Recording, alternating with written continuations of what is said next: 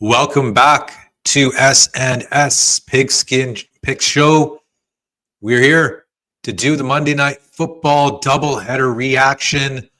I'm Pratty Sandhu, joined by Jeremiah Sheen. What is going on, Jer? Yeah. Oh, just checking out these games.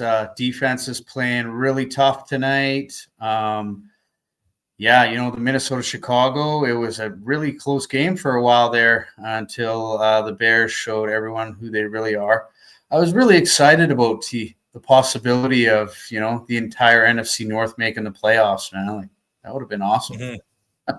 Not happening. Well, Bears don't have the offensive line, right? Like Minnesota just dominated the line of scrimmage, and Caleb was running for his life. And I'll tell you, the kid, he's been sent to the School of Hard Knocks in his first year in the NFL. What do you think?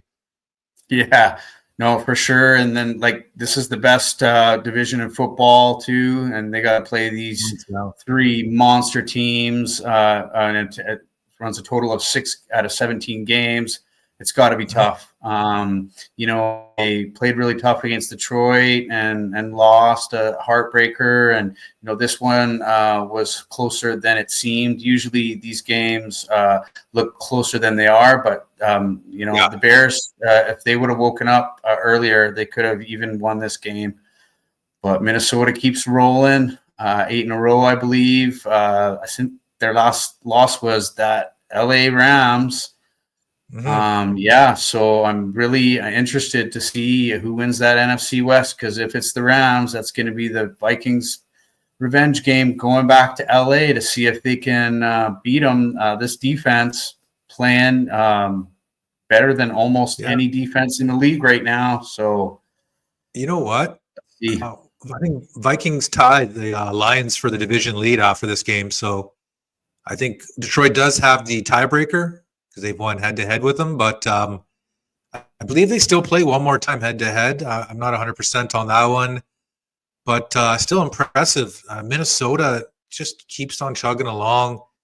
2 losses. This is week 15. We only have 3 weeks to go. Sam Darnold's got to be the not comeback player of the year, but definitely the story of the year, I would say. He was a written off, goes to SF and is reborn here in Minnesota.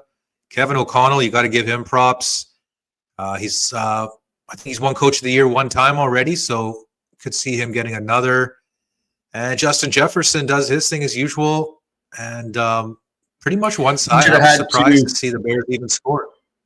Yeah, Jefferson should have 2 tonight. That drop was so not Jefferson-esque. He should have had it and ran it in. At least challenge that guy with the catch and tackle, get tackled at the line. But yeah, that was a waste, definitely. Mm-hmm.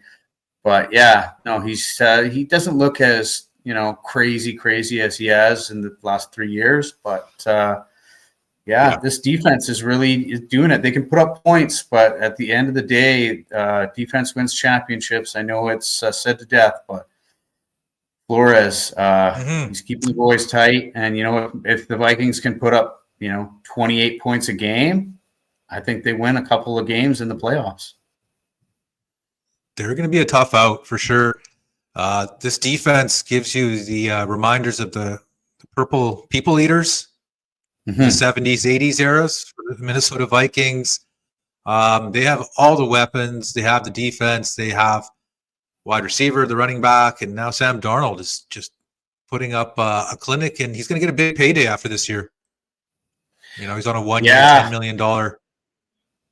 So he's doing his thing. I think Minnesota will be in Seattle next week. I saw the spread was 4.5 for a bit for Minnesota. Now it's dropped down to 3. I think it's because Geno Smith will play. But, man, tough team to stand in front of after that weak effort by the Seahawks last week as well. That'll be a very interesting game, I think. Detroit will be a 7-point favorite in Chicago next week. Another divisional game for the Bears. Got to think that they'll do better than they did today. But we shall see. Detroit lost David Montgomery. He's out for the year. Like, this team is just so injured. Like, they have 7 guys on IR. Yeah, and they keep chugging along, but I mean, it's going to catch up sooner than later, right?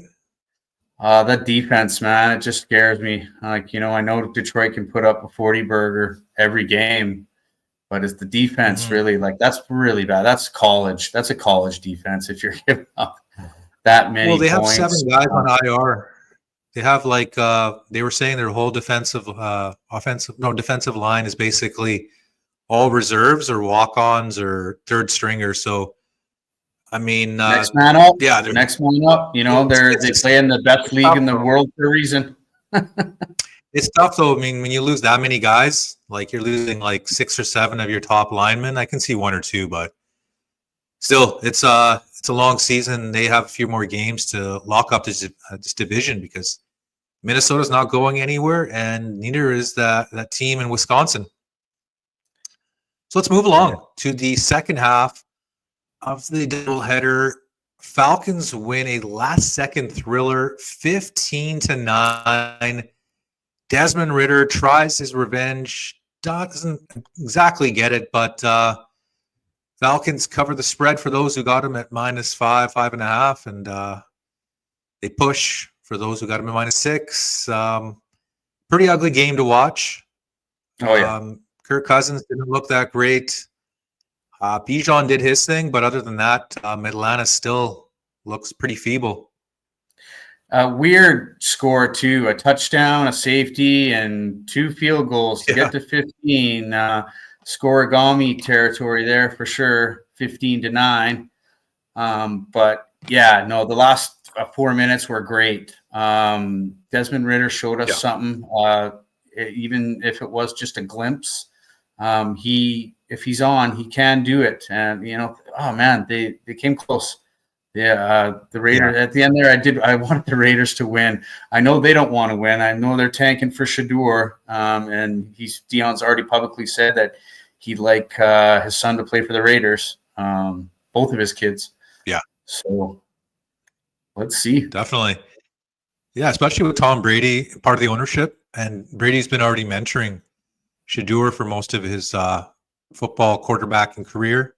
Going to his quarterback schools and whatnot, right? So that'll be interesting to see. Raiders are still tied with the Giants for the worst record.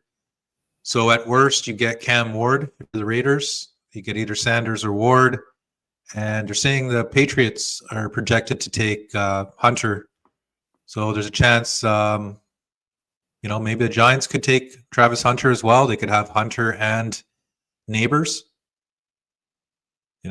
They just don't have a quarterback, so we shall see. I mean, Atlanta, they're saying, has like 27% chance to make the playoffs, according to ESPN's analytics. Puncher's chance, I guess, you know what I mean? They still do have that tiebreaker with Tampa, so all they really need to do is tie them. So Tampa needs to really step on them, on their nose there, and take a nosedive. But Atlanta, man, they got New York next week. Is that a game you tease down, or what are you thinking? -10 to New York? Yeah, or maybe just money line. I know it's going to be horrible odds, but Falcons should win that one. After this, yeah, you'd think. Yeah, after this performance, I don't know, but win it by 1, 2, 3. Just win, baby, I guess. Yeah, I mean, you can't see much incentive for the Giants. We have no clue who's going to be a quarterback. They have a carousel of guys in and out all year, pretty much. And Atlanta, I mean, they got to play their hearts out. So let's see. This doubleheader pretty much wraps up Week 15 here in the NFL. 3 more weeks to go, Jer. What are you thinking? It's going to be a wild finish, and S&S Pigskin Picks is going to be here for it. And we'd love if people would consider giving us a thumbs up, giving us a subscription here on Sandman Sports, and Jer and I will catch you next time on S&S Pigskin Picks. Peace. Later, everyone.